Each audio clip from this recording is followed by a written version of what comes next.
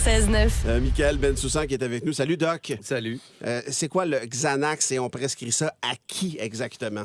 Alors le Xanax, c'est un médicament anxiolytique, c'est-à-dire qu'il est prescrit pour les gens qui ont des problèmes d'angoisse, d'anxiété et les adolescents et les adultes qui ont des problèmes d'attaque de panique. Les attaques de panique, c'est un terme médical utilisé pour, si tu veux, les crises d'anxiété quand elles sont à leur climax, avec, vous savez, des gens qui sont prostrés, qui ne peuvent plus rien faire, qui sont complètement bloqués. Donc d'une manière générale, quand l'angoisse et l'anxiété ont un gros retentissement sur ta vie, sur ton travail, sur ta qualité de vie, on prescrit des médicaments. Le Xanax appartient à la famille des benzodiazépines, ça s'appelle. Donc ça, c'est dans cette famille qu'on retrouve comme l'Ativan, le Versed, le Valium, ces médicaments-là qui sont tous des benzodiazépines.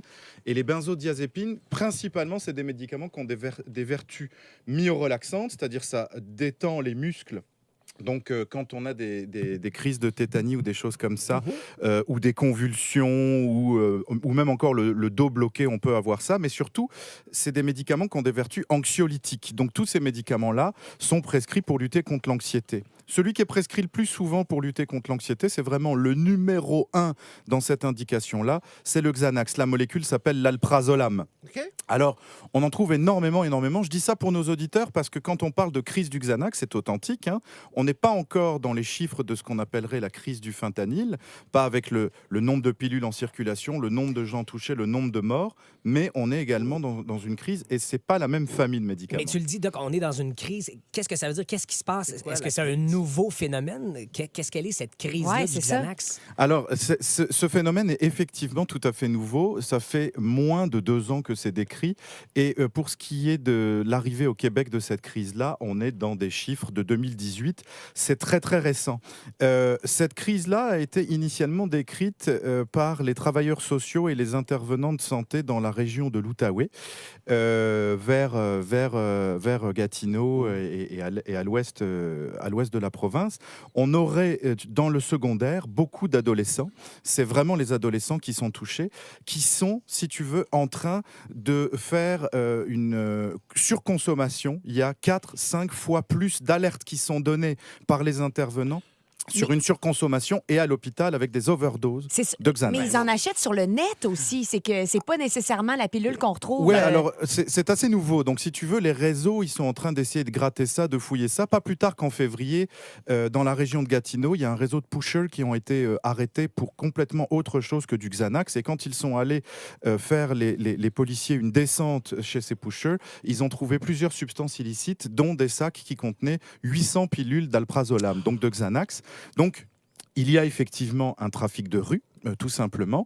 Mais il y a aussi, et ça il faut quand même le dire, le Xanax est prescrit en pédiatrie. C'est pour ça qu'on disait aux parents et aux adolescents de nous écouter, il y a un certain nombre de nos auditeurs dont les enfants ont de l'anxiété, de l'angoisse. L'anxiété et l'angoisse, elle peut être comme ça, si tu veux, primaire, mais elle peut être aussi secondaire à n'importe quel état. On a beaucoup d'enfants autistes, Asperger ou TDAH qui ont, si tu veux, des anxiétés qui sont consécutives à leur état et à qui on prescrit transitoirement du Xanax.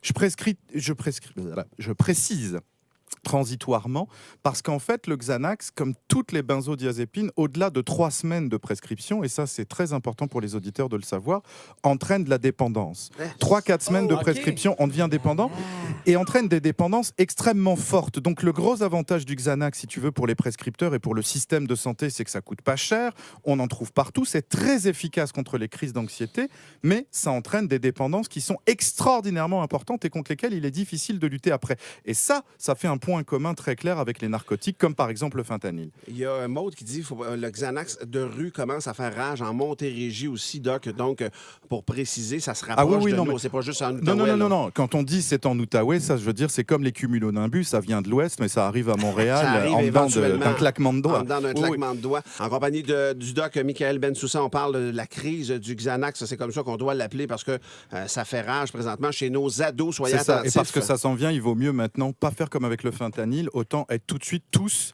si tu veux, En amont. vigilants, informés Ouais. et savoir que ça s'en vient et pas constater les dégâts dans 2 ans. Pour être vigilant, là, pour pas inquiéter tout le monde, c'est quoi les symptômes qu'on doit surveiller, qui doivent nous alerter? Là? Alors, je te dirais, quand on est le parent d'un adolescent, globalement, n'importe quel changement de comportement comme un peu drastique doit quand même un peu mettre la puce à l'oreille, qu'on a l'impression que son adolescent a un comportement qui est pas habituel. Les benzodiazépines et l'alprazolam donnent des effets qui sont un peu communs à tous ces médicaments-là. C'est de la confusion, de la somnolence, des pertes d'équilibre. Ça, c'est très typique de l'alprazolam. OK. Avec aussi des fois un discours qui est décousu, de la difficulté d'élocution. Donc ça doit mettre la puce à l'oreille. Mais ce que je dois dire aussi aux adolescents qui nous écoutent, c'est que pourquoi ils prennent du Xanax, les adolescents? D'abord parce que c'est extraordinairement facile à trouver dans la rue, c'est extraordinairement facile à trouver, y compris dans la pharmacie de ses parents. Donc on le répétera jamais assez aux parents, même quand vos enfants ils ont 14 ans, 15 ans, 16 ans et plus, par pitié, il faut le plus possible cacher, planquer ces médicaments pour pas avoir accès à ça. Ça vaut aussi pour les antalgiques, la codéine et vous savez, tous ces médicaments-là. Mais c'est aussi parce que l'effet du Xanax qui est recherché, c'est que quand on a une crise d'angoisse, le Xanax coupe très rapidement cette crise d'angoisse, mais quand on n'a pas de crise d'angoisse, ça donne un high comme ça qui est extraordinairement rapide. Et évidemment, les adolescents cherchent ça pour aller sur le Il y party. a même Sébastien sur notre messagerie texte qui dit que les jeunes prennent du speed et ensuite du Xanax pour Et les ensuite du relaxer. Xanax. Donc vous voyez, il suffit qu'on parle du Xanax alors qu'on n'en avait pas conscience. Et sur la messagerie, on a déjà plein de témoignages de gens de la région de Montréal qui disent que ça s'en vient. Donc il est temps qu'on s'en parle à tout le monde. Et je dis aux adolescents, quand vous êtes sur le party et que vous mélangez le Xanax avec d'autres choses, et notamment avec de l'alcool, sachez que l'alcool multiplie par 10 l'effet du Xanax. Donc les gens qui se retrouvent à l'hôpital, les adolescents qui se retrouvent à l'hôpital en surdose, en overdose, comme une overdose, avec des cas de la littérature qui décrivent des complications graves, des comas, des pneumonies d'aspiration et des décès, c'est quand c'est mélangé avec d'autres substances, c'est quand on va sur le party et qu'il y a une pilule de Xanax qui tourne comme ça. Je veux dire, il faut jamais écouter son entourage qui dit « mais non, c'est rien, c'est des petits bonbons, ma mère, elle en prend, regarde, j'ai volé ça dans la pharmacie de sa salle de bain ».